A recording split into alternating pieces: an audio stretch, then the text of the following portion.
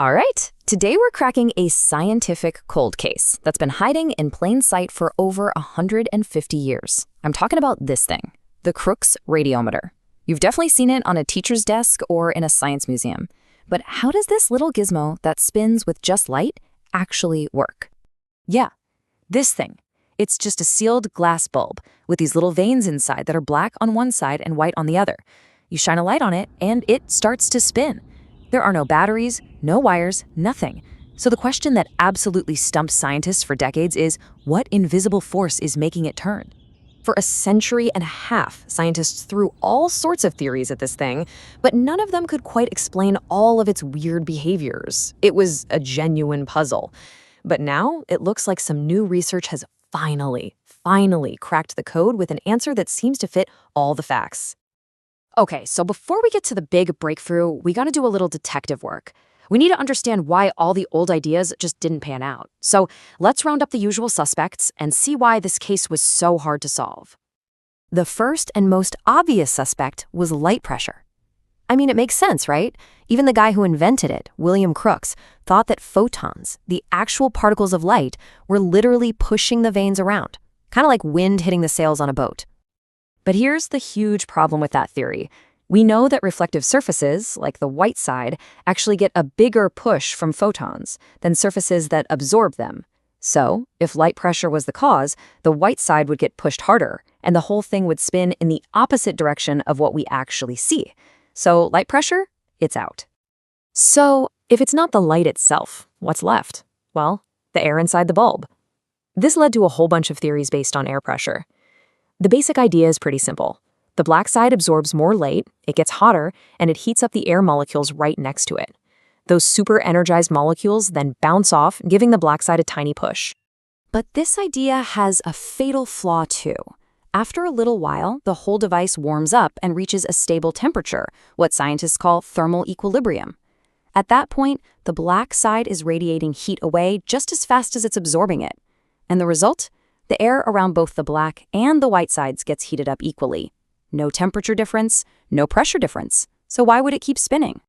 And here it is, the real killer clue, the observation that just blows all those old theories out of the water. Every single air-based theory predicts that it should take time for the air to heat up, so the vanes should start slow and then get faster.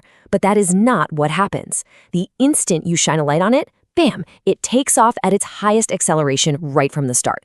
And this one little fact had scientists scratching their heads for decades.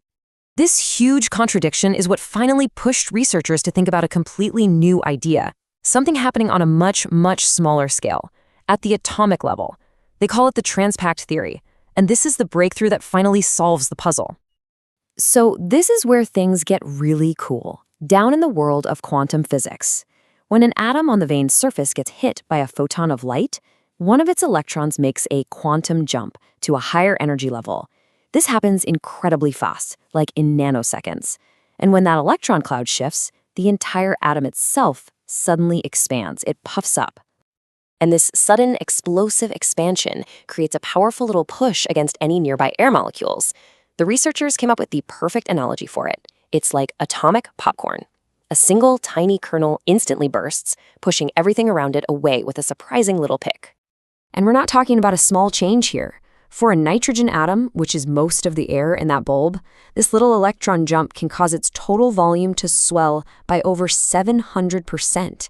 That is a massive, instantaneous change. Okay, so we've got this new atomic popcorn idea.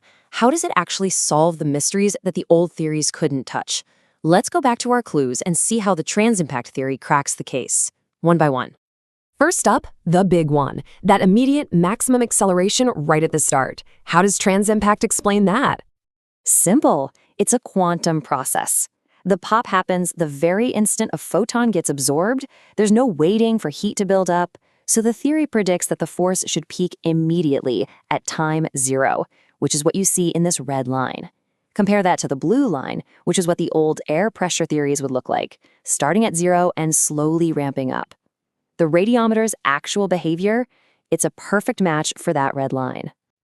Now for the other really weird clue, if you take a spinning radiometer and you stick it somewhere cold, like your freezer, it will slow down and then it'll actually start spinning in reverse. How is that even possible? Well, the answer is all about how fast things cool down. The black side isn't just a better absorber of heat, it's also a much better emitter of heat. So when you cool it down, the black side loses its heat way faster than the white side does. This means the atomic popcorn effect on the black side just fizzles out, while the white side is still relatively warm and still popping. For a short time, the white side actually has a stronger relative force, and that's what pushes the vanes backward. A theory that explains everything is great, but science demands proof. So the researchers designed a really clever experiment to confirm that this initial burst of acceleration really does match their trans-impact model. To do this, they took a regular radiometer and just blasted it with an incredibly powerful flashlight. We're talking 120,000 lumens. This intense light let them precisely measure the vane's acceleration from the very first moment the light hit it.